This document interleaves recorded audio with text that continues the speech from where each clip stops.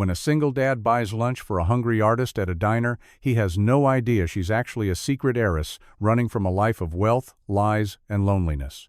Before we dive in, hit that subscribe button and drop a comment. Where in the world are you watching from? The diner smelled like burnt toast and brewed coffee, comforting, if a little tired. The linoleum floors squeaked under Michael's boots as he stepped inside, shaking the cold from his jacket. He gave a familiar nod to the cook behind the counter, who raised a spatula in lazy acknowledgement, then slid into his usual booth near the window. From here, he could keep an eye on the hardware store across the street and still be close enough to get Jack from school if needed. It was routine, quiet, predictable, until he noticed her. She was sitting alone in the far corner, hunched over a sketchbook, one hand moving quickly across the page, while the other clutched a half-empty coffee mug like it was the only thing keeping her grounded. Her coat was too thin for the weather, sleeves fraying at the edges. A knit beanie covered most of her hair, but a few strands of dark auburn escaped, curling slightly around her cheeks. She looked young, but not carefree. There was a tiredness about her, like life had pressed a thumb into her and hadn't let up. Michael didn't usually notice people. He had too much on his plate. But something about her caught him, not her looks, though she was pretty in that worn-out kind of way, but the way she kept glancing at the menu without touching it, then returning to her sketch. Like she was trying to ignore her hunger. Like she'd been trying to stretch that one cup of coffee for longer than anyone should. The waitress came over and filled his mug, same as always. Michael leaned in slightly. "Hey, what's the girl in the corner had?" The waitress shrugged.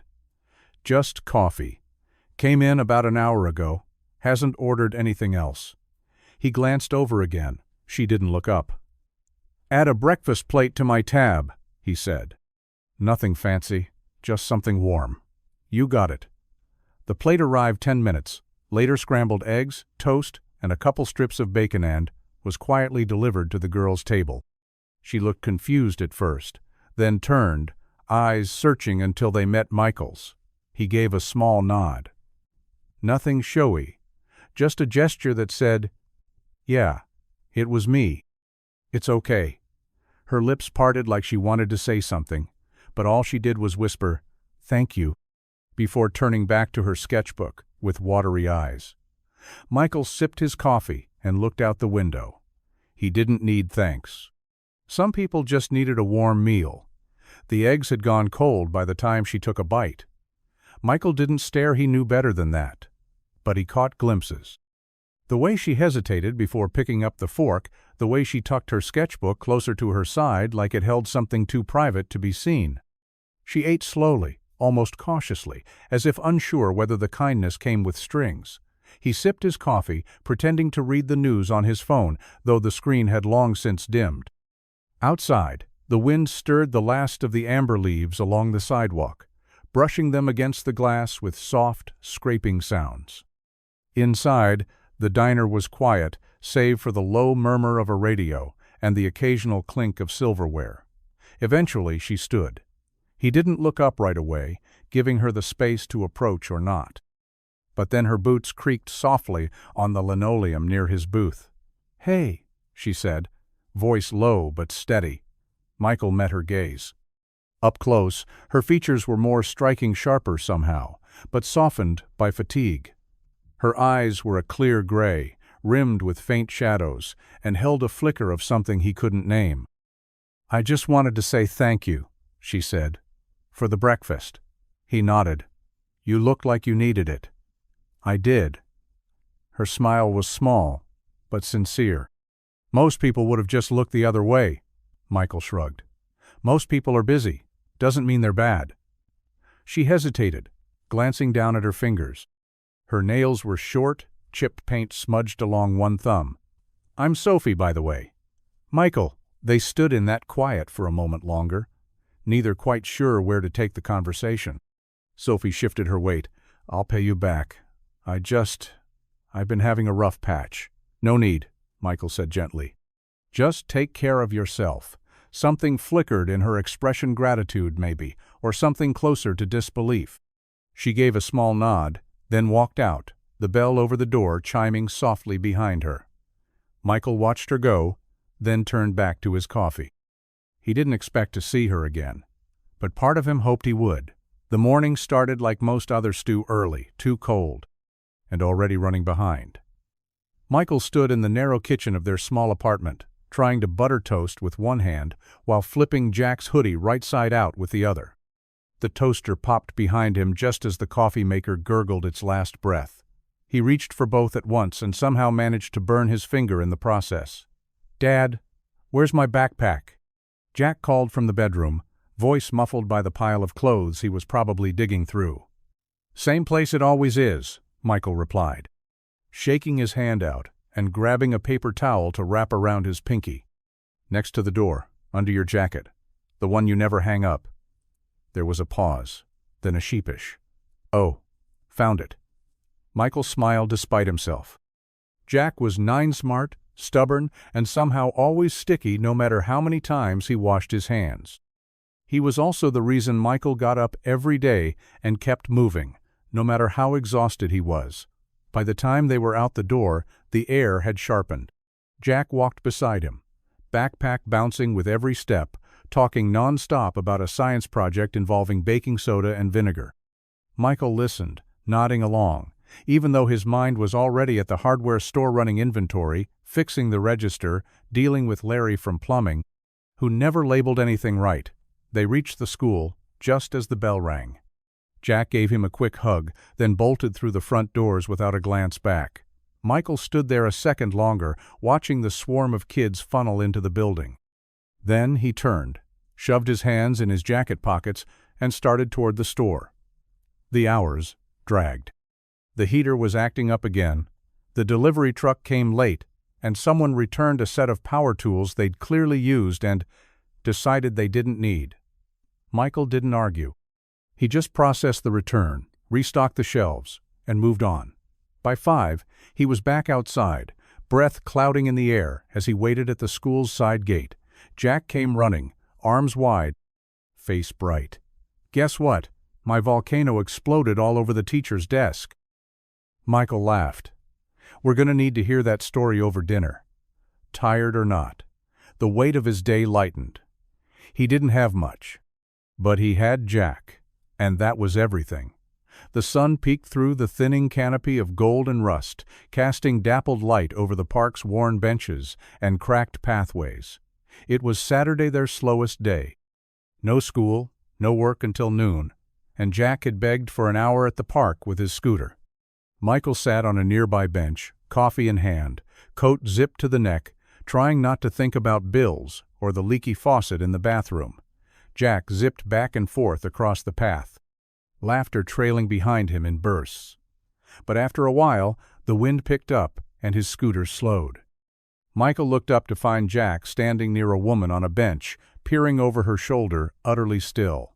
Michael stood, ready to intervene. Jack knew better than to bother strangers. But then he saw who it was. Sophie. She sat curled against the bench's armrest, sketchbook open in her lap, pencil moving fluidly. A thermos sat beside her, and a scarf wrapped twice around her neck.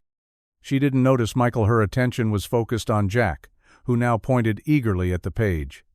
Michael walked over slowly, unsure whether to pull Jack away or apologize. But when he got closer, he heard Jack's voice. "Whoa, that's a dragon. But, not a scary one. He looks kind of sad." Sophie smiled, glancing up at Michael briefly, then back to Jack. "He's not scary, he's just tired. He's been flying around the world trying to find where he belongs." Jack crouched beside the bench. "Does he find it?" Sophie shrugged. "I'm still figuring that part out." Jack sat down cross-legged without asking, eyes wide as Sophie flipped the page and began a new sketch. "Can you draw me? But as a superhero?" Sophie chuckled. "Sure. What's your power?" Mega building. I can build whole cities with my hands." "Sounds messy," she said, pencil already moving. Michael watched from behind, arms crossed, unsure what to make of it. Jack didn't usually warm up to strangers that fast. But there he sat, still as stone, grinning as Sophie brought his idea to life in graphite lines. When she finished, she tore the page out gently and handed it to him. "Super Jack," she said. Jack looked up at her like she'd just handed him the moon. "Can I show my dad?" Michael stepped forward, nodding slowly. "Looks like I've got some serious competition in the creativity department." Sophie smiled at him, not shy, but careful. "He's got a good imagination." Michael nodded. "Gets it from his mom." The smile faltered just a little, but she recovered quickly. As they walked home, Jack clutching the sketch like treasure, Michael glanced back once. Sophie was still on the bench, sketchbook in her lap, watching them with a look that said, maybe, just maybe, she wasn't flying solo anymore. It was late. The kind of late where the town had settled into silence, porch lights glowed soft behind drawn curtains, and the streets were left to the wind and the occasional passing car. Michael had just closed up the hardware store, fingers stiff from the cold and back aching from hauling inventory. He crossed the lot toward his truck when he saw the same white sedan parked across the street.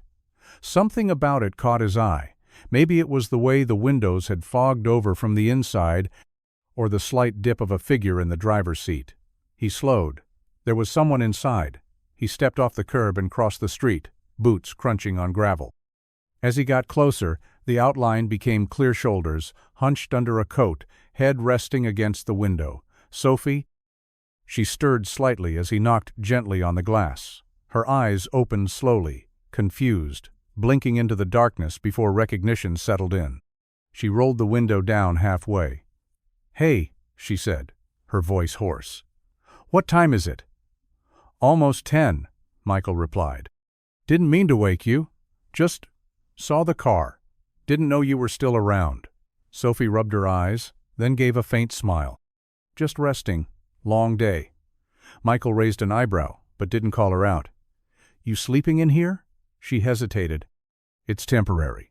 He glanced at the back seat blanket, backpack, a crumpled paper coffee cup in the console. "You eat today?" "Yeah," she lied. Michael exhaled, running a hand through his hair. "Come on. I've got leftover chili and a space heater that mostly works." Sophie blinked, surprised. "I'm okay, really. Let me guess. You don't like asking for help." Her lips twitched. "Something like that. Well, good news you're not asking. I'm offering." For a long second, she said nothing. Then she sighed and reached for the keys. "Just for a little while." Michael nodded, stepping back so she could pull out of the spot. He didn't press her, didn't ask questions. He just led the way, headlights following his truck through the quiet streets. It wasn't much a warm meal, a couch, 4 walls, but sometimes a stranger's kindness didn't need to be more than that. And sometimes it was exactly enough. The couch creaked beneath her as Sophie lay staring at the ceiling, the soft whir of the space heater mixing with the faint ticking of an old clock on the wall. The scent of chili still hung in the air, mingled with the clean, worn smell of laundry detergent and lived-in spaces. Michael and Jack had both turned in for the night.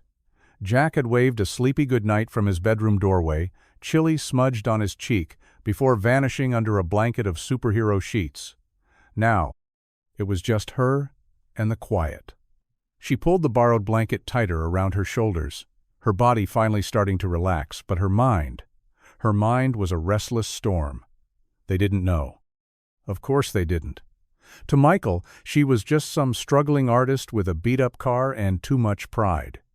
And that wasn't wrong. Not exactly. It just wasn't the whole story. Her real last name wasn't Miller, the one she'd given casually at the gallery show she once walked away from. It was Laurent. Sophie Laurent. As in Laurent Studios, Laurent Galleries, Laurent International, an empire of brushstrokes, auction houses, and high-priced reputations. Her father had spent his entire life turning the family name into a brand, and she'd spent the last 3 years trying to forget it. She remembered the last gala she'd attended. Diamond chandeliers, champagne flutes, people speaking in quotes from magazines. Someone had praised one of her paintings as a daring commentary on generational identity. It was a portrait of her childhood bedroom, They didn't see her. Not really. So she walked away, canceled the next gallery show, pulled out of contracts, left the penthouse apartment with its white walls and towering windows, took her car and a duffel bag, and started driving west. Somewhere between hotel lobbies and gas station coffee, she'd learned to live quieter. Poorer, sure. Hungrier, definitely. But, somehow, freer. And now, here she was, curled up on a stranger's couch, warmed by a space heater and a little boy's laughter from earlier that evening. No one here knew her name. And for the first time in a long time, she didn't feel invisible. She felt seen. The kitchen was small, but it was warm, full of steam from the pot on the stove, and the low hum of a cartoon drifting in from the living room. Jack was sprawled on the floor, elbows planted, eyes glued to the TV. Michael stirred the pot absent-mindedly, tapping the wooden spoon against the rim before glancing over at Sophie. She stood near the doorway, arms folded, looking slightly out of place in her worn coat and second-hand jeans, as if she wasn't sure whether she was supposed to sit or offer to help or quietly disappear before anyone changed their mind. "You like mac and cheese?" Michael asked, breaking the awkwardness. Sophie gave a soft laugh. "Only always." "Good. Because that's the house specialty tonight." He poured the noodles into a strainer, steam rising in a cloud. The scent of butter and cheese filled the room, and for a moment Sophie was hit with a wave of something so familiar, so achingly normal, it caught her off guard. She blinked quickly and leaned against the counter. "Sorry," Michael said. "I know it's not exactly gourmet." "It's perfect," she said, and meant it. A few minutes later, the three of them sat around the small table. The plates were mismatched, the silverware slightly bent, but there was something oddly comforting about it all. Jack talked non-stop about school and his volcano project, and how his teacher thought he might have leadership potential, which he said with a mouth full of noodles and the kind of pride only a 9-year-old could get away with. Sophie listened, smiled, and found herself laughing more than she had in weeks. Michael didn't say much, just watched the exchange with quiet satisfaction, occasionally chiming in to remind Jack to chew or sit straight. Every so often, his eyes met Sophie's across the table, not questioning, just present. After dinner, Jack went back to his cartoons, and Michael began rinsing dishes. "You didn't have to invite me," Sophie said, drying her hands on a dish towel. "Didn't feel right not to," he replied simply. She looked around the chipped counters, the buzzing fridge, the blanket draped over the back of the couch. It wasn't fancy.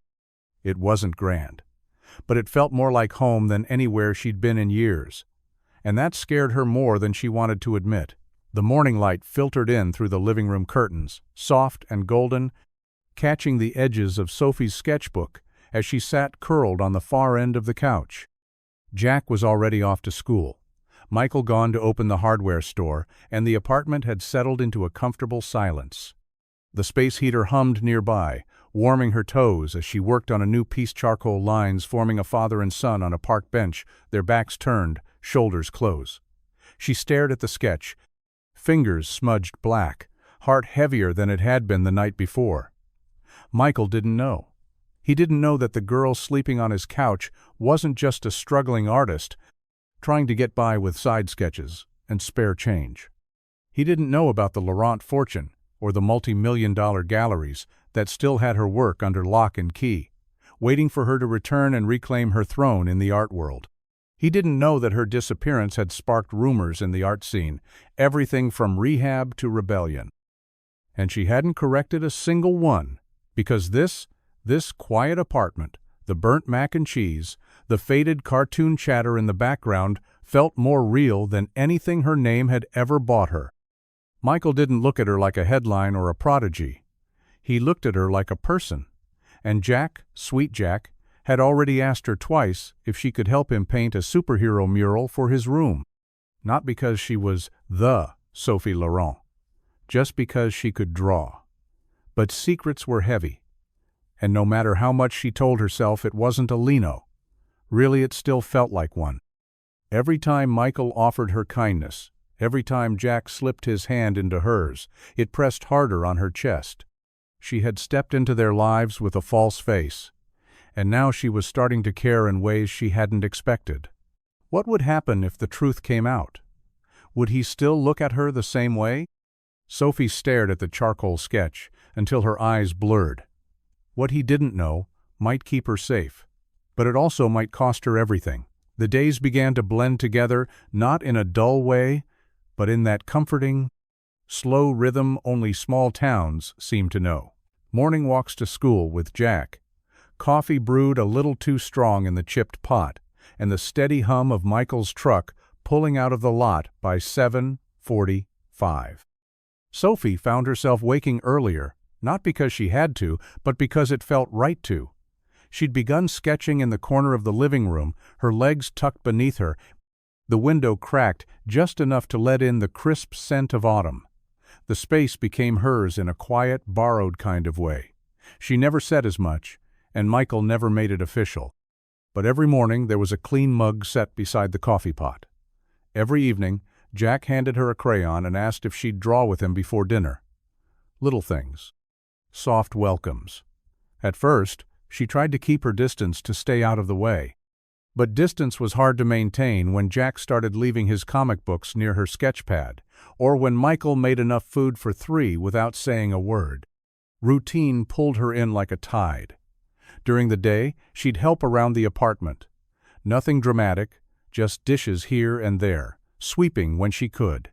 Once, she folded a basket of laundry Michael had left half-finished on the couch, and the next day, without a word, he left another one there. She took it as a quiet thank you. Evenings became her favorite. Jack would chatter about his day, while she sketched superheroes with capes twice their body size, and Michael would listen from the kitchen as he stirred pasta or reheated leftovers. They'd all eat together, sometimes in front of the TV, sometimes at the table. It wasn't formal. It wasn't perfect, but it was warm. Sophie found herself laughing more, smiling without catching herself first. She hadn't done that in a long time. And while she still hadn't told them everything, still wore her past, like a sealed envelope, at the bottom of her bag, she was starting to feel something terrifying. She was starting to feel like she belonged. It started with a school project. Jack was sitting cross-legged on the living room rug, laptop propped open, his brows furrowed in concentration. "We're supposed to bring in something about inspiration," he said, tapping away. "So I thought I'd do mine on art, because of you." Sophie, curled nearby with her sketchbook balanced on her knee, looked up in surprise. "Because of me?" "Yeah," he said casually. "You're the best artist I've ever met. Mr. Clark said we should find an artist we admire, so I figured, why not someone I actually know?" Her heart twisted in her chesticle parts, warmth and panic. "That's really sweet, Jack." He grinned, not catching the tension in her voice. "I couldn't find anything when I searched Sophie, though. So I just looked up artists who draw like you." That made her stomach drop. "Wait, what did you search?" Jack turned the laptop toward her. On the screen was a painting soft watercolor tones, light and shadows folding into one another, 2 children holding hands at the edge of a train platform. Her painting, one she'd done 3 years ago under the name S.L. Arlen, her pseudonym when she was still showing in curated galleries. "Look at this one," Jack said, scrolling. "This guy Arlen, or whatever kind of paints like you, don't you think? This one sold for 18,000. Whoa. Sophie froze. Every cell in her body told her to smile, nod, play it off. But her hands tightened around her pencil, knuckles pale. "Yeah," she said carefully. "I've seen their stuff before. Pretty wild, right?" Jack nodded, already moving on, distracted by another piece. "Do you think you could paint like that someday?" Sophie forced a small laugh. "Maybe, if I get really lucky." He grinned and clicked the lid shut. "I'm totally going to show your sketches to Mr. Clark tomorrow." "Sure," she said quietly. "Just keep it between us, okay?" Jack didn't even question it. Of course. But as he bounded off to get ready for bed, Sophie sat frozen, heart pounding. She couldn't let Michael find out, not yet. Not like this. Because once he knew, everything simple, everything real about this life might disappear. The rain came fast-stone of those sudden, sideways storms that slammed against windows and turned sidewalks into streams. By the time Sophie made it back from her walk, her coat was soaked through, hair clinging to her face in damp curls. She fumbled with the keys Michael had started leaving for her under the mat, the cold biting at her fingers. Inside, the apartment was dim and warm, the scent of grilled cheese lingering in the air. Jack was curled on the couch in a blanket cocoon, watching a cartoon with wide eyes and a half-eaten apple in hand.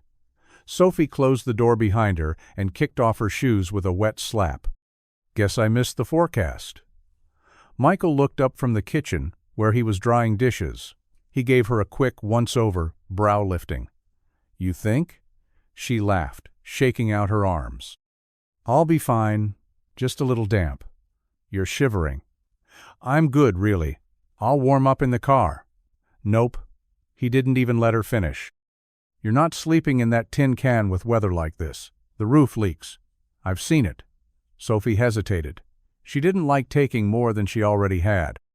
This couch, this food, this space in their lives, it was all borrowed, even if they didn't treat it that way. Still, her wet clothes clung to her skin like a second, colder layer of guilt. "There's a real bed in the spare room," Michael said gently. "Jack used to sleep in there, but he likes being closer to me now. There's fresh sheets. I even remembered to wash them." Sophie stood there, dripping onto the entryway rug, unsure what to say. Michael dried his hands and nodded toward the hallway. "It's just down there, door on the left." She didn't argue this time. Just gave him a quiet thank you and disappeared down the hall with her soaked backpack in hand. The room was small, but it was warm. A modest twin bed, a wooden dresser, a single lamp casting a golden pool of light. She peeled off her wet clothes, changed into something dry, and sat on the edge of the bed. The rain tapped steadily against the window. It had been years since she'd fallen asleep in a place where she felt safe, where no one wanted anything from her, where someone offered a bed, not because of her name or reputation, but because she was cold, because she mattered. She lay back, pulled the covers over her chest, and closed her eyes. For the first time in a long time, home didn't feel so far away. The phone rang just after noon, breaking the silence of the spare room. Sophie stared at the screen, heart seizing in her chest when she saw the name flash across the top. Ellis West, Monroe Company Gallery. She hesitated. The easy thing would have been to let it go to voicemail, but something made her answer. "Hello?" "Sophie," Ellis said, voice smooth and practiced, like nothing had changed. "God, it's good to hear your voice." She leaned back on the edge of the bed, her fingers tightening around the phone. "Ellis, hey, I know this is out of the blue," he continued, "but we've been trying to reach you for weeks. Your agent's been dodging calls, your website's down. Frankly, people are starting to think you vanished." She laughed softly, nervously. "Not vanished, just needed some space." "Well, wherever you are, I hope it's inspiring. Listen, we've had 3 collectors ask about your latest work. And there's an opening coming up next month at the Manhattan location. A big one. We'd love to have you headline it." Sophie stared at the floor, the pattern in the old carpet suddenly too sharp. Her heart thundered, but not from excitement, from panic. "I'm flattered," she said, voice even. "Really, but I'm not ready. Not yet." A pause. Ellis didn't push not at first. "Is this about your father? The press? Look, we can control the narrative.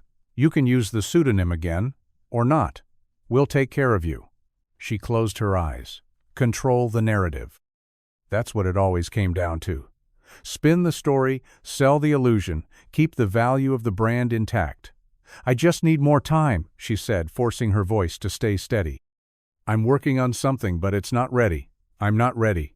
Another pause. This one longer. "All right," Ellis said. "But Sophie, they haven't forgotten you. People still care. Just don't stay hidden forever." When the call ended, she set the phone on the bed beside her and stared at the worn, hand-drawn superhero sketch Jack had taped to the wall. She could go back tomorrow and reclaim everything. But for the first time, she wasn't sure she wanted to. The apartment smelled faintly of smoke and sugar, never a good sign. Michael stood at the stove, holding a rubber spatula like it might surrender if he just glared hard enough. The cake was, well, it was technically a cake. Sort of. More of a lopsided sponge with a crater in the center and edges that looked dangerously close to charcoal. Jack's birthday banner drooped from one end of the wall, and a handful of dollar store balloons floated near the ceiling, bobbing with every draft. Jack wouldn't be home from school for another hour, and Michael was already on Plan D. He wiped flour from his jeans and muttered to himself, "How do people mess up boxed cake mix?" From the doorway, Sophie tried to hide her laugh. "Want me to be honest or supportive?" Michael turned, holding up the smoking pan like evidence. "Brutally honest. It looks like a meteor hit a sponge." He smirked and set the pan down with a sigh. "I wanted it to be perfect. Last year, I forgot to buy candles and we ended up using tea lights from the emergency kit. Sounds kind of charming. Jack still brings it up every time we go near the candle aisle." Sophie walked to the table, where a stack of art supplies was spread out. She'd been working on something quietly for the past 2 days, disappearing into her sketchbook every time Jack went to bed. Now, she pulled out a flat, square package wrapped in brown craft paper, tied with a bit of twine. "This won't save the cake," she said, "but I think it might still make his day." Michael raised an eyebrow. "What is it?" "Wait and see." When Jack came through the door, backpack slung low and cheeks red from the cold, he was met with shouts of "Happy Birthday!"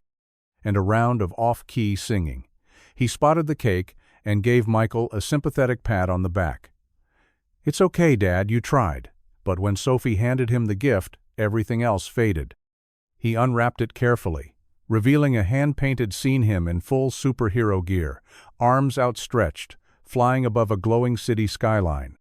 "Super Jack saves the day," it read in bold letters at the bottom. Jack didn't say anything at first. He just stared, wide-eyed. Then he sniffled. "It's the coolest thing anyone's ever made me." Michael glanced at Sophie. She shrugged, but there was a softness in her eyes. The cake may have flopped, but that painting? It hit every mark. The rain had stopped, but the air still carried the scent of damp concrete and wet leaves. Inside, the apartment was quiet. Jack had fallen asleep hours ago, curled up in a blanket burrito after a day filled with birthday sugar and laughter. The last candle from the lopsided cake flickered on the kitchen counter, casting a warm, flickering light over the room. Michael opened a bottle of wine he'd been saving for some forgotten occasion, the kind with a twist-off cap and a label that promised more heart than flavor. He poured 2 mismatched glasses and handed one to Sophie, who sat cross-legged on the couch, paint still faintly smudged on her wrist. "To Jack?" he said, raising his glass. Sophie clinked hers softly against his. "To meteor cakes and superhero birthdays." They drank in silence for a while. The wine was tart and cheap, but it went down smooth enough. Outside, the wind rustled the trees, but in the apartment, the world felt still. Sophie stared at her glass, then at the flickering candle. "Do you ever wish you could just start over?" she asked quietly. Michael looked at her. "Every day." She smiled, but it didn't reach her eyes. "I used to think I had everything figured out. I had money, status, recognition. People treated me like I mattered. But none of it felt real. It was like I was living inside someone else's idea of success." Michael didn't interrupt. He just listened. "I walked away from it, left without telling anyone. Didn't even say goodbye." She laughed softly, bitter and tired. "My dad said I was throwing my future away, but I think I just wanted to see who I was without the safety net." He leaned back, one arm draped over the edge of the couch. "That takes guts." Sophie glanced at him, surprised. "Most people would call it running." "Sometimes running is surviving," Michael said. "Sometimes it's just getting far enough away to breathe." She looked down at the rim of her glass, words trembling on the edge of her lips. But the rest of the truth stayed locked behind her teeth. She wasn't ready for him to know everything. Not yet. For now, the silence between them was enough. Not heavy. Not awkward. Just shared. And safe. It started with a knock at the door sharp, impatient, and completely wrong for a Saturday morning. Michael had just sat down with his first cup of coffee. Jack still in pajamas on the floor with a bowl of cereal and a stack of comic books. Sophie was in the kitchen, barefoot, humming as she wiped down the counter. The air was thick with the smell of toast and a quiet kind of happiness that only came from the absence of trouble until that knock. Michael opened the door and froze. She stood there in a long, camel-colored coat, sunglasses perched in her hair, makeup flawless despite the early hour. Her suitcase sat at her feet, wheels scuffed but expensive. Her eye school, calculating, swept over him with a familiar mixture of guilt and deflection. "Hi, Michael." It took him a second to speak. "Tara." Sophie looked up from the kitchen, a dish towel still in her hand. Jack paused, spoon halfway to his mouth. Tara smiled faintly. "You gonna let me in?" The conversation was quiet at first tense, clipped. Tara perched on the edge of the couch like it might bite her, legs crossed, fingers smoothing imaginary wrinkles from her jeans. "I was in Chicago for a bit," she said casually, eyes flicking around the room. "Then Denver. Nowhere for too long." Michael didn't respond. He didn't need to. The last time she'd seen Jack, he was barely 6, asking when Mommy would come back. She never gave an answer. Just vanished. "I've been thinking about things," she said, voice low. "About being a mom again." Michael's jaw tightened. "It doesn't really work like that." Tara met his gaze, sharp. "I have rights, Michael." The words hit like a punch. Sophie, quietly retreating to Jack's room with him, caught Michael's glance as she passed. He didn't say anything, but she saw it all in his eyes. Fear, uncertainty, that flicker of old wounds reopening. When Tara finally left with a vague promise to be in touch, the apartment felt colder somehow. Thinner. Michael sat at the kitchen table, unmoving. Sophie returned silently and set a fresh mug of coffee in front of him. Their fingers brushed for just a moment. He didn't speak, but he didn't have to. Everything stable was suddenly uncertain again, and for the first time since she'd met him, Sophie saw a man who didn't know how to fight something he couldn't fix. Michael sat at the kitchen table long after the sun had gone down, papers spread out in front of him like a battlefield. Custody forms, school records, pay stubs, all proof that he'd done everything right. Or tried to. His jaw was tight, shoulders hunched, as he reread the court notice for the 10th time. Across from him, Sophie leaned in her chair, a pencil tucked behind her ear, quietly sketching. Not out of disinterest, but because it was how she processed things. Sometimes her hand needed to move when her heart was still. "How am I supposed to prove I'm stable?" Michael muttered, running a hand through his hair. "We've got a 2-bedroom apartment, a leaky faucet, and a fridge that rattles every time it kicks on." Sophie looked up. "Jack doesn't need a perfect home. He needs a present parent. And you've never once checked out, even when things were hard." Michael gave a short laugh, bitter and tired. Try explaining that to a judge with Tara sitting there in a blazer and heels, pretending like she's been here the whole time. Sophie set her sketchbook down gently. "Then don't try to match her. Just tell the truth." He looked at her, something raw in his expression. What if the truth isn't enough? She hesitated. She could feel the weight of what she wasn't saying. One call. One conversation with the right name. If she picked up the phone and told her father what was happening, she could buy Michael the best lawyer in the state, have reporters covering Tara's sudden return, turn the tide in a single afternoon. But she didn't, because then he'd ask how, and she'd have to tell him who. So instead, she reached across the table and slid something toward him. A new sketch. Jack, holding Michael's hand, the two of them walking into a courthousanaut, scared, but standing tall. Michael stared at it for a long moment. "You think it'll really be okay?" Sophie's voice was quiet, but sure. "I think anyone who sees the way Jack looks at you can't possibly doubt it." She didn't tell him the rest. That sometimes the hardest thing in the world isn't walking away from power. It's knowing you have it and choosing not to use it. It started at the diner. Michael had just ordered his usual black coffee, scrambled eggs, and a side of whatever was cheapest when the bell above the door chimed and a stranger walked in. Not unfamiliar in the usual way, out-of-towners looked, but polished. Pressed slacks, shiny shoes that didn't belong on cracked pavement, and a messenger bag slung across one shoulder. He scanned the room like he was looking for something or someone.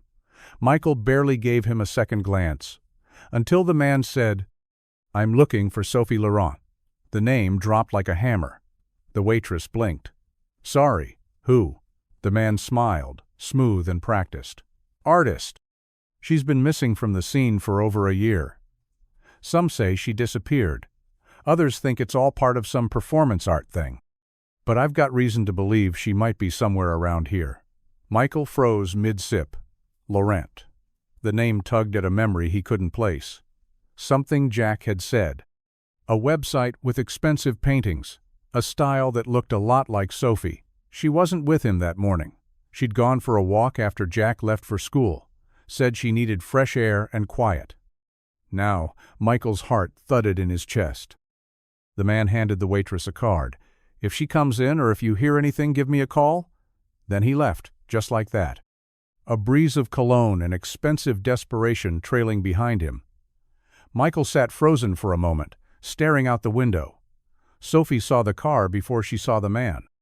A sleek black sedan, parked near the town square, definitely not local. When she spotted him talking to the bakery owner with a notebook in hand, her stomach dropped. Ellis must have leaked something. Panic rose fast, tight in her throat. She ducked into the alley behind the bookshop and pressed her back against the brick wall, heart pounding. This wasn't how Michael was supposed to find out, not in a headline. Not from a stranger with a press badge. She pulled her phone from her coat pocket, screen cracked, fingers trembling. No new messages, no missed calls. Not yet. But it was coming. The lie she'd wrapped herself in was beginning to unravel for the first time. She wasn't just scared of being found. She was scared of losing everything she'd built by staying hidden. The apartment was unusually quiet for a Saturday afternoon. Rain tapped steadily against the windows, and somewhere in the kitchen, the old fridge kicked on with a familiar rattle. Michael sat on the couch, legs stretched out, flipping through a stack of mail he already knew was mostly junk. Jack sat cross-legged on the rug, his tablet balanced on his knees, face lit by the blue glow of the screen.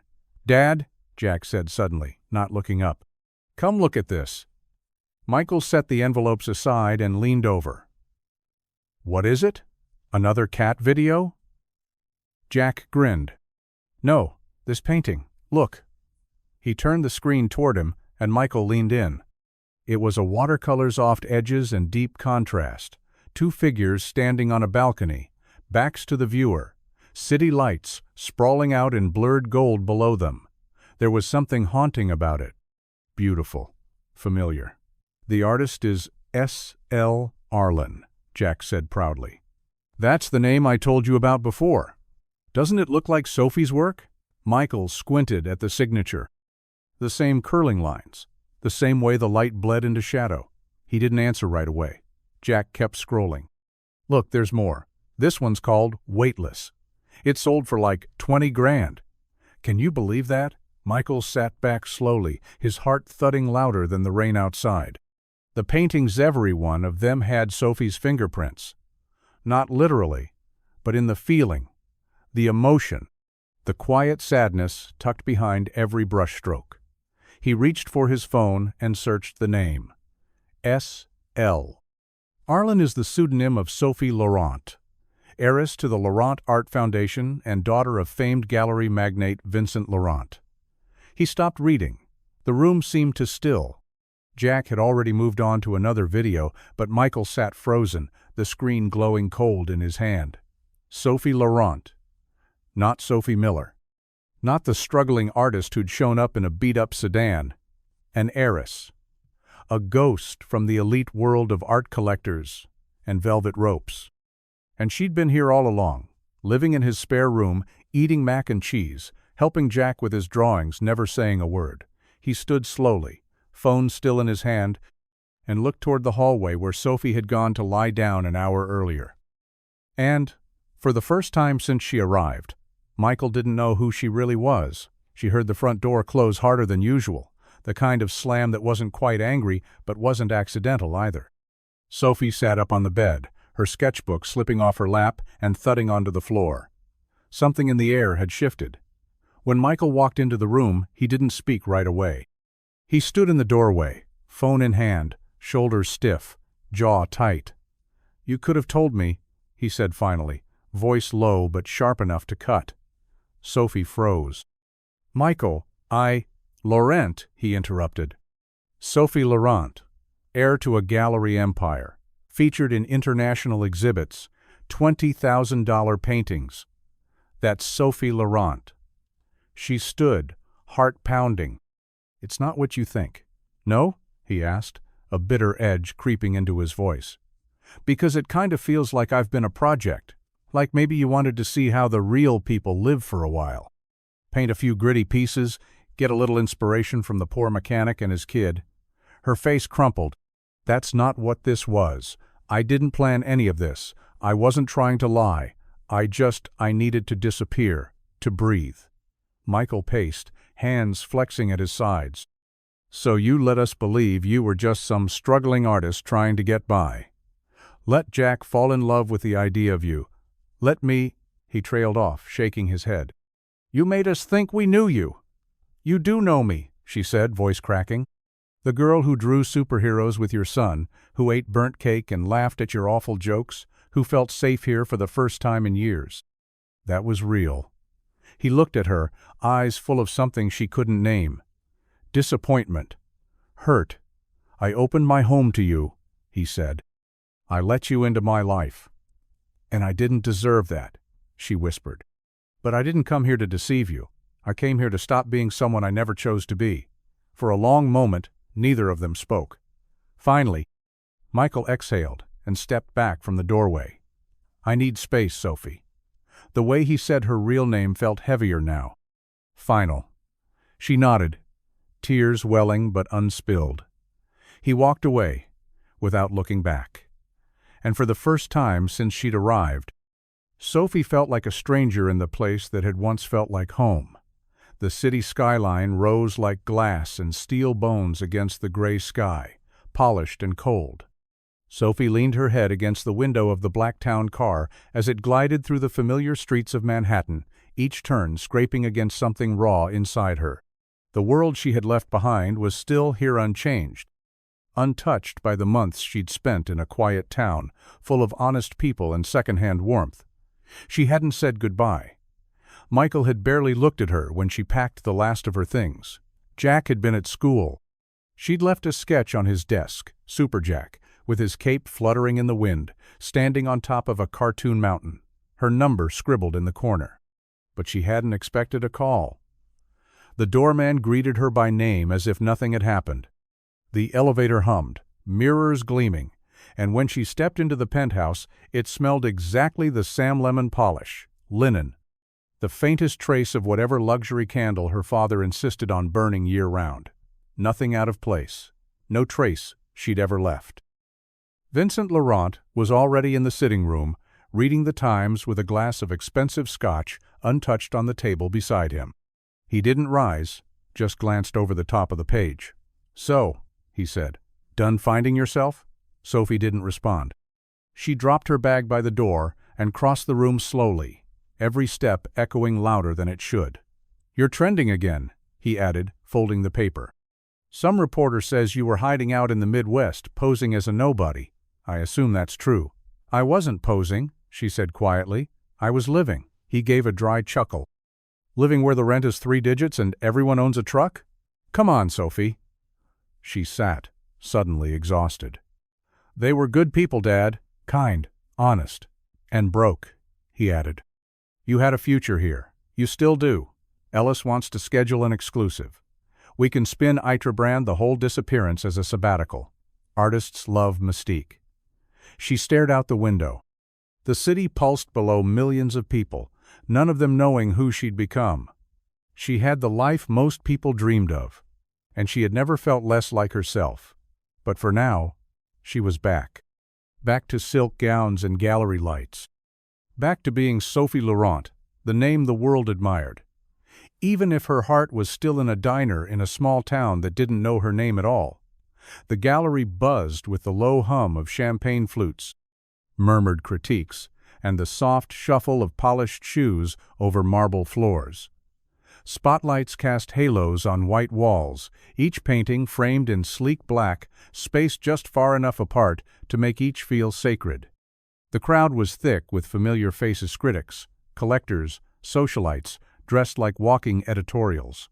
But Sophie stood apart, tucked near a corner, with a glass of untouched Prosecco, heart hammering beneath her designer dress.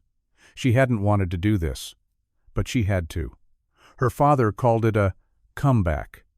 Ellis called it a career resurrection.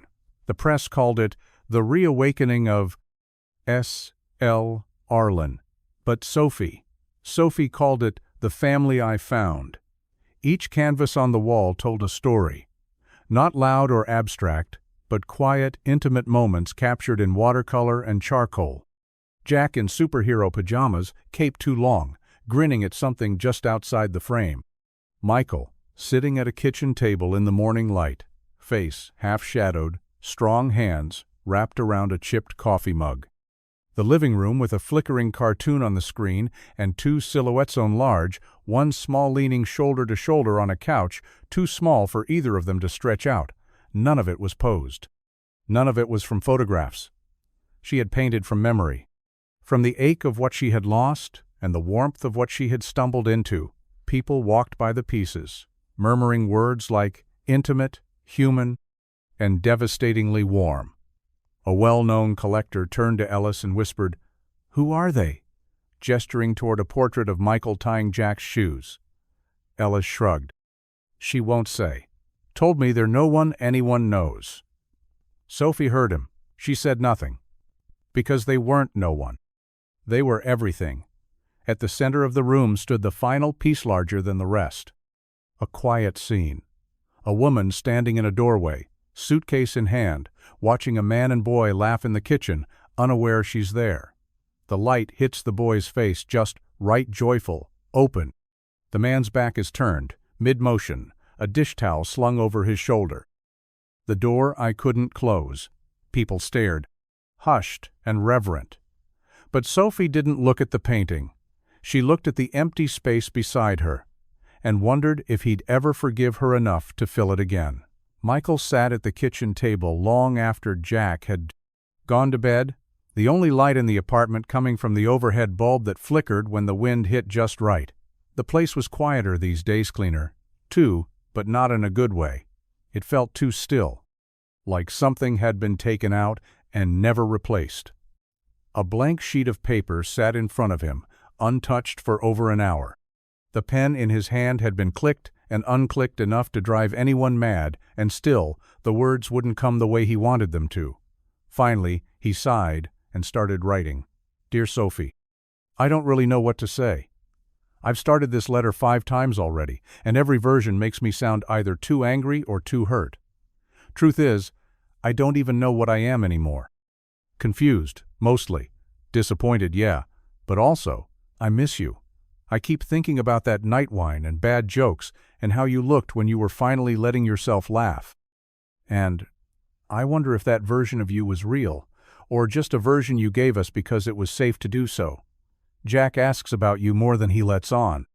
He pretends he's fine, but he still sets aside crayons for you when we draw together. He says you were the only grown-up who ever took his superhero seriously. I guess what hurts most is that I thought we were building something honest. Turns out, I didn't even know your last name." He stared at the page, the ink already beginning to smudge from where his hand had rested too long. He folded it carefully and tucked it in an envelope. Wrote her name on the front. No address, no stamp, just her name. Then he put it in the drawer. 3 days later, Jack stood in front of the mailbox, holding a folded piece of paper and a drawing of his own. A crayon version of Sophie, standing between him and Michael, all three of them, holding hands, smiling under a crooked sun. He sealed it with tape and scrawled in block letters, "To Sophie. Find her." Then, with the unwavering faith only a child could muster, he slipped it into the mailbox and slammed the door shut. He didn't tell his dad, but he believed she'd know it was from him. And he believed she'd come back. The studio lights were blinding, the kind that made everything feel sharper, more exposed. Sophie sat in the crisp white chair across from the host, palms resting in her lap, breath steady but shallow. She wore a simple black dress, her hair swept back. No flashy jewelry or makeup tricks, just herself, the real version, or as close to it as she could manage on national television. Across from her sat Marla Roevitrin-Host, equal parts empathy and edge, known for her quiet, surgical way of getting to the truth. The red on-air sign lit up above them. The crowd hushed. "We're here with Sophie Laurent," Marla said, turning slightly to the camera. "Renowned artist, daughter of gallery icon Vincent Laurent, and, until recently, one of the art world's greatest mysteries. Sophie, thanks for being here." Sophie nodded. "Thank you for having me." Marla's voice softened. "Let's start with the obvious. A year ago, you vanished. No shows, no statements. You walked away from everything. Why?" Sophie looked down for a beat, then back up, meeting Marla's gaze. "Because I was losing myself," she said plainly. "Everyone around me had an idea of who I was supposed to be, the perfect artist, the perfect daughter. But none of it felt real. My work was being sold before I even finished painting it. I wasn't creating, I was performing." Marla leaned in. "So you left?" "I ran," Sophie admitted. "I packed a bag, left the city, and didn't tell anyone where I was going. I didn't want to be found. I didn't want to be curated. And where did you end up?" Sophie smiled, soft and almost private. "A town where nobody knew my name. I lived in my car at first. Then, someone helped me. A man, a mechanic, a single dad." The crowd was silent. He didn't care who I was. He offered me a warm meal, a couch, a place to feel human again. His son taught me how to laugh when I'd forgotten how. They showed me what it means to be seen without being judged. Marla tilted her head. "Do they know you're speaking about them now?" Sophie hesitated. "I don't know. We haven't spoken since I left. And if they're watching?" Sophie looked into the camera, heart in her throat. "I'm sorry. I should have told the truth sooner. But what we had, it was the most honest thing I've ever known. And if you're watching, Michael, Jack, just know that I carry you in every brushstroke." She paused. "You didn't just save me. You reminded me who I really was." The audience didn't clap. Not yet. It wasn't that kind of moment. It was the kind that sat in your chest and didn't let go. It came in a plain white envelope, no return, addressed just his name, in soft, looping handwriting. Michael almost didn't open it. The day had already been long. The water heater was making that rattling sound again. Jack had lost his math homework, and the deli had mixed up their usual order. The envelope sat on the kitchen table like a whisper. Unassuming. Waiting. He poured a cup of coffee and sat down, his boots still muddy from work. Then, finally, he slid his thumb under the flap and pulled the contents free. At first, he thought it was just a card-heavy, cream-colored, printed in bold serif type. "You are invited to the opening of The Family One Found, New York City. 7 p.m., March 12, Laurent Gallery. Private reception." His breath caught. He stared at the words, unsure if they made him angry or heartbroken. Then something else slipped out of the envelope. A photograph. No, not a photograph. A scan of a drawing. Jack's drawing. The same one he'd watched Jack fold up and tuck into an envelope months ago, insisting it needed to be mailed. Sophie had it, but it wasn't crumpled anymore. It had been restored, cleaned, even framed digitally bordered in soft brushstrokes, the colors bright and untouched. Below the image, a new title had been added in careful printed lettering. "My Real Family, Jack, age 9. Beneath it, in the corner, Sophie had signed her own name, Not S.L. Arlen. Not initials or pseudonyms. Just Sophie. Michael stared at it for a long time. The little stick figures holding hands. The sun too big in the corner. Her crooked smile drawn in purple crayon. It was the kind of thing only a child would think to send, and only someone who understood its meaning would keep. He set the invitation down slowly, pressing his palm over the drawing like it might steady him. He didn't know what he felt, but he knew one thing for sure. She remembered, and she still wanted him to see. The bus hissed as it pulled away from the Bussin of Road Bridedadat. Curb, leaving behind a cloud of dust and diesel. Sophie stood on the edge of 4th Street, duffel bag slung over her shoulder, her breath curling in the cool morning air. The town looked smaller than she remembered, but somehow more alive. The kind of quiet that didn't feel empty, just settled, familiar. No cameras followed her. No publicist waited with an itinerary, no press, just her. She adjusted the strap on her shoulder and started walking, boots crunching over the sidewalk cracks she'd memorized in silence months ago. The bakery still had that crooked "open" sign in the window. The barbershop's red and white pole spun lazily. Someone down the block was mowing a lawn far too early. Everything was the same, except her. She'd traded the silk and spotlights for denim and second chances. Her coat was old now, her hair pulled into a loose bun that didn't try too hard, and she didn't wear her name like a mask anymore. As she passed the diner, her steps slowed. The same booth in the corner sat empty. She could almost see herself there, head down, sketchbook in hand, hoping no one would ask too many questions. Back then, she'd been running from something. Now, she was walking toward it. She crossed the street to the apartment building, heart thudding louder with each step. It was early. Michael might still be asleep. Jack may be getting ready for school. She didn't know if she'd knock. Didn't know if she'd be welcome. Didn't know if it was too late. But she was here. Not with headlines or explanations. No press release. No big gesture. Just a duffel bag. And hope. She paused at the foot of the stairs and looked up at the door she'd walked through so many times before. Her fingers brushed the strap of her bag. For the first time in a long while, she wasn't running. She was coming home, if they'd let her. The knock on the door came just after sunrise, soft, almost hesitant. Michael was in the kitchen, pouring cereal into a bowl, still bleary-eyed and unshaven. Jack sat at the table, kicking his legs and humming some tune he'd half made up. When the knock came again, quieter this time, Michael froze. It wasn't the kind of knock you got from a neighbor. It was the kind that carried weight. He opened the door slowly, heart already bracing. There she was.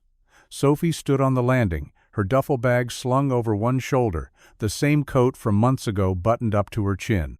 She looked older, somehow more tired around the eyes. But there was something different, too. Softer, settled. Like she'd finally made peace with something inside herself. "Hi," she said, voice barely above a whisper. Michael didn't move, didn't speak. Sophie swallowed. "Didn't come here to make things complicated. I just wanted to see if—" She glanced past him toward the hallway. "If Jack's okay." Behind Michael, there was the quick shuffle of socked feet on wood. Jack peeked around the corner and froze. For a second, no one moved. Then Jack bolted forward, arms flailing like wings. "Sophie!" Before Michael could react, Jack barreled into her, nearly knocking the bag from her shoulder. Sophie dropped to her knees, arms catching him like muscle memory, and for a moment, it was as if nothing had changed. "I missed you so much," Jack breathed into her shoulder. "I kept your sketchbook. I knew you'd come back." He pulled it from behind his back. A little tattered now, the edges worn soft, a few pages dog-eared from too much love. Sophie blinked fast, holding it like a fragile artifact. "You kept this?" "Of course I did," Jack said, beaming. "It's yours." Michael watched them, arms crossed over his chest, a knot tightening in his stomach. The sight of them together stirred something complicated, relief, maybe, and something close to fear. When Sophie finally stood, eyes flicking to his, She didn't step forward. She didn't dare. "I'm not asking for anything," she said. "I just needed to see you both, and to say I'm sorry. In person." Michael's jaw worked, but no words came. It wasn't forgiveness. But he hadn't shut the door. The sky outside had shifted to that soft orange-gray of early evening, the light spilling into the apartment like a slow breath. Dinner plates sat untouched on the table, Michael's half-eaten sandwich, Jack's crusts, Sophie's glass of water still full. She was gone again for now just a walk, she'd said. Time to let them talk. Her duffel bag remained by the door. Michael sat on the edge of the couch, elbows on his knees, hands clasped. Jack sat cross-legged across from him on the rug, the sketchbook in his lap, fingers tracing the grooves of Sophie's pencil lines. His face was unreadable quiet, but not confused. Not entirely. Michael took a breath. "You got questions, bud?" Jack nodded slowly. Why didn't she tell us who she really was? Michael looked at the boy, so much older in the eyes than his years. "I think sometimes people hide parts of themselves because they're scared. Not scared of us. Just scared of not being enough. Or scared of being too much." Jack frowned. "But she didn't have to lie." "No," Michael said gently. "She didn't. But adults grown ups, we don't always get it right. We mess up, even when we care." Jack looked down at the sketchbook. "I don't care that she's famous. I just liked her because she listened, and because she always made me feel like what I said mattered." Michael swallowed against the lump in his throat. "That's because it does matter. To her, to me, and I think she left because she didn't know how to stay and be honest at the same time." Jack tilted his head. "Is she gonna leave again?" Michael paused, then shook his head. "I don't know. But I think she came back because she wants to try, and because she misses us." Jack was quiet for a moment, then softly, "Can we let her try?" Michael leaned back, gazing at the ceiling for a long moment. "Yeah, kiddo, I think we can." Jack smiled, small but certain.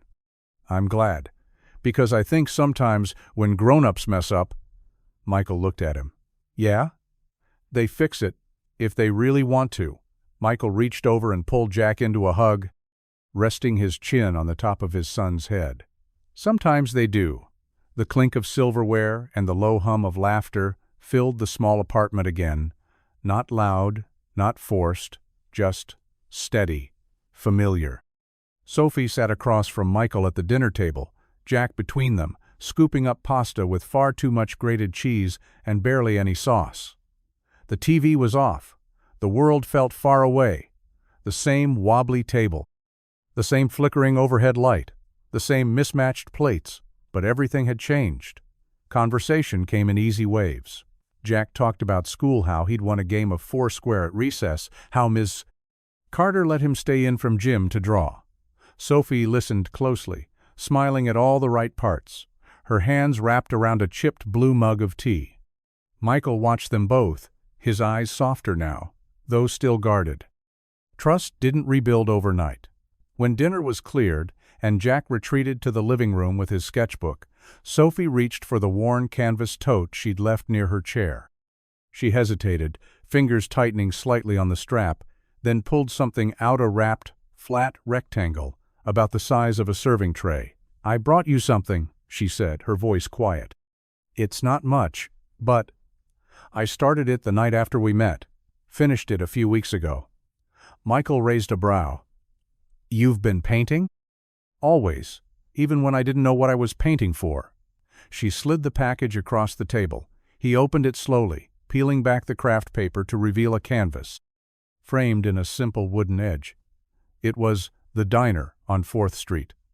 The painting captured that moment perfectly.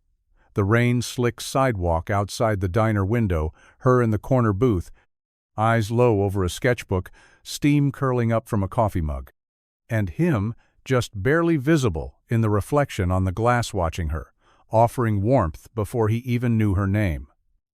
Michael stared at it for a long time, then back at her. "You painted this?" Sophie nodded. "That night changed everything for me. It reminded me what real kindness looks like. And what I'd been missing." Michael swallowed, looking back at the canvas. "It's beautiful," he said finally. She smiled. So was that moment. No one said anything for a while after that. They just sat there in the golden kitchen light, the hum of the space heater in the corner, and the soft scratching of Jack's crayons filling the quiet. And for the first time since she came back, it didn't feel like starting over. It felt like continuing something worth keeping. The night had settled soft and still over the town, wrapping the apartment in the kind of quiet that asked for honesty. Jack was asleep, his door cracked just enough to hear the faint rhythm of his breathing. The dishes were done, the painting of the diner now resting on the wall above the couch, looking like it had always belonged there. Michael stood by the window, arms crossed, staring out at the dark street. Sophie sat on the edge of the couch, hands folded, the room between them filled with things unsaid. "I never meant to lie," she said softly. "I didn't even mean to stay at first. It was supposed to be a week, just somewhere to be invisible for a while." Michael didn't move. "But then you and Jack, you made it impossible to leave." He exhaled slowly. "You had a whole other life, and you didn't think we deserved to know. I didn't think I deserved you." The words came fast, raw. "You were good, real. I thought if I told the truth, it would ruin everything. And maybe it did." Michael finally turned to face her. His eyes weren't cold, but they were tired. "It wasn't the name, Sophie. It was the choice to hide it." She looked down. "I know." Silence stretched between them like a tightrope. Michael walked to the chair across from her and sat down, elbows on his knees. "I've been thinking a lot about second chances." She looked up, surprised. "They're not something people hand out," he said. "Not really. They're something you choose. Every day. Even when it's hard." Sophie's voice cracked. "Are you saying this is a choice?" "I'm saying, if we do this," he said, "it's not about who you were before. It's about who you are now. And if I let you in again, I need to know you're here not hiding. Not halfway." She nodded slowly, tears brimming. "I am. I'm here." He reached for her hand, his fingers brushing hers, tentative but real. "I don't know if love's supposed to be easy," he said. "But I think it's supposed to be honest." She squeezed his hand gently. "Then let's start there." And in the space between old wounds and new hope, they chose each other carefully, imperfectly, but completely. Morning light filtered through the kitchen blinds, casting golden stripes across the floor. The smell of coffee lingered in the air, mingling with the soft clatter of Jack pouring cereal, his quiet humming filling the space like background music. Michael leaned against the counter, arms folded, watching Sophie stir milk into her mug like she'd done it 100 times before. Because she had. She was barefoot, hair still damp from the shower, wearing one of Jack's old t-shirts she'd borrowed to sleep in. And somehow, she looked more herself now than she ever had in the gallery lights or that black dress on national TV. There were no walls left. No performance. Just her. And it scared the hell out of him. Not because he didn't want her here, but because he did. Because he'd started building a life again. Brick by careful brick. And he wasn't sure what it would mean if she walked away a second time. He cleared his throat. Sophie looked up, surprised at the sudden seriousness in his eyes. "I've been thinking," Michael said, setting his mug down with a quiet clink, "about everything." She waited, tension flickering behind her calm expression. She'd been waiting for this. "You came back," he said. "Not with excuses, not with cameras, just you. I didn't want a second chance unless you wanted me to have one." He nodded. "Well, I do." Sophie blinked, startled. "You do?" "But this time," he continued, voice steady. "No secrets, no halves. You stay because you choose Tono, because you're hiding. And if you want a home, it's here, with us." Her lips parted, a breath catching in her throat. "Are you sure?" Michael looked over at Jack, who had paused his cereal mission to eavesdrop from the hallway, his wide eyes hopeful. "Yeah," Michael said. "I'm sure." Sophie crossed the room slowly, duffel bag still by the door where she'd dropped it days ago, untouched. She took Michael's hand, warm and solid, and held it like something she'd never let slip again. Then, "I'm home," she whispered. And for once, it wasn't a decision made out of fear or flight. It was a decision made from love, from staying. The email sat open on Sophie's laptop, glowing like a siren in the quiet of the living room. The offer was generous, absurdly so. A solo show in Paris, exclusive contract, international press. The kind of deal most artists would give anything for. She read it 3 times, then closed the screen. Outside, the late spring air stirred through the open window. The sounds of the town moved at their own gentle pace, bikes on sidewalks, a distant lawnmower, the bark of a dog chasing birds that didn't care. Sophie looked around the apartment. Her sketchbook was on the coffee table, Jack's crayons scattered next to it. In the corner, Michael's boots were kicked off beside the door. Laundry sat in a basket, unfolded. Life. Real, unglamorous life. And for the first time, it felt enough. Later that day, she stood in the community center, talking with the director, a soft-spoken woman named Carol, who had run after-school programs here for 20 years on a shoestring budget and a whole lot of heart. Sophie brought out a rough proposal. An art program for kids, free, supplies included.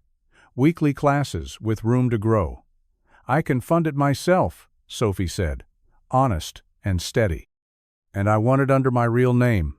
No hiding, no stage persona, just me." Carol blinked. "You're the Sophie Laurent?" "I am," Sophie said, smiling. "But around here, I'd rather be just Sophie. Michael's Sophie, Jack's drawing buddy, the one who makes too much mess with tempera paint." They shook hands right then and there. By the time Michael picked Jack up from school, Sophie was already home, sleeves rolled up, paint on her hands, a flyer half designed for the Little Canvas Project. Jack immediately volunteered to help with the logo. Michael kissed the top of her head as he passed behind her. "You said no to Paris?" he asked, only half joking. Sophie nodded. "I said yes to something better." Because she finally understood something no gallery had ever taught her. Home wasn't a spotlight, or a penthouse, or a name written on a white wall under perfect lighting. Home was paint-stained floors, shared meals, laughter from the next room. Home wasn't a place, it was people. The bell over the diner door jingled, just like it always had. Michael stepped inside first, brushing a few raindrops from his jacket. Sophie followed, her scarf loosened around her neck, cheeks flushed from the cool spring air. Between them, Jack darted ahead to their usual booth, the one by the window where the light spilled in just right and the table still bore the faint marks of 1,000 meals and 100 crayons. He climbed into the seat and pulled a small box of colored wax sticks from his backpack, already peeling the paper from a blue one with focused determination. "I'm drawing all 3 of us this time," Jack announced. "And I'm giving you both capes," Sophie laughed, sliding into the seat beside him. "What color's mine?" "Red," Jack said without hesitation. "Like the kind that means strong." Michael sat across from them and shook his head with a smile. "I get the feeling mine's going to be brown." "Dark green," Jack corrected, tongue peeking out as he concentrated. "Like trees, like steady." The waitress, same one from over a year ago, smiled as she dropped off menus. "Back in your corner booth again, huh?" Sophie smiled back. "Some things are worth repeating." The diner hadn't changed, much the cracked vinyl seats, the hum of the coffee machine, the way time seemed to slow just a little here, but everything else had. Sophie had a paint smudge on her wrist from earlier that morning, another class full of loud, joyful kids with wild imaginations. Michael had a calloused hand resting near his mug, still stained from work, but more relaxed now, steadier. And Jack? He was thriving, his laugh louder, his drawings brighter, his world safer. They ordered the same things as beeffer eggs, toast, too much bacon. But this time, no one was pretending. They talked about the art show at the community center, about Jack's latest school project, about nothing and everything. And when Jack held up his finished drawing 3 stick figures, arms outstretched, each wearing a cape that billowed in different directions, Sophie felt something tighten in her chest. Joy. Not fleeting. Not borrowed. Real.